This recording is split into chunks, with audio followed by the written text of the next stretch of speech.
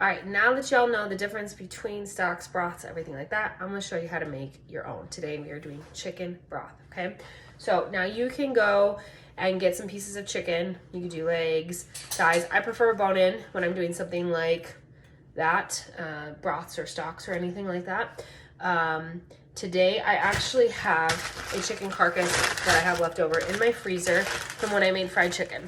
Cut all the pieces off. This is a carcass, threw it in there so I can make broth later. So that's what we're gonna do. I also have some onions. I have celery, carrots. I'm probably gonna throw some garlic in there too. So I am just gonna quarter the onion.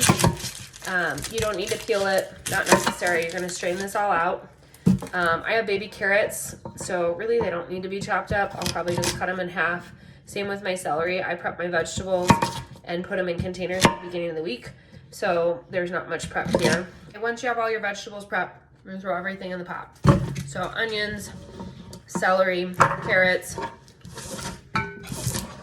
garlic. If you have fresh herbs or maybe some herbs that were fresh and they're a little bit dried, perfect for this. Chicken. And then we're just gonna cover this with water. Almost forgot my garlic. So I'm just gonna pull off a few cloves right here. Again, this doesn't have to be super pretty or uniform. Crush them. It's okay if the skins go in. You're gonna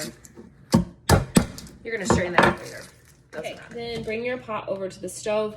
Place it on a burner over like medium high heat with a lid on.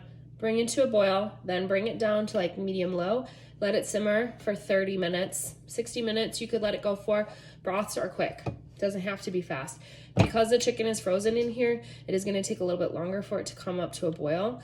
But you're just gonna let it simmer basically for 30 to 60 minutes to pull all of that flavor out of the vegetables and the chicken to make your broth. So this has been going about for 30 minutes. You'll start to see the fat that rises up to the top. It's collecting. That means it's pulling all of that stuff out of the bones of the chicken and the meat and stuff. That's okay. Then you just need to strain it out. Put a colander in a larger bowl like this, and we're gonna strain it out.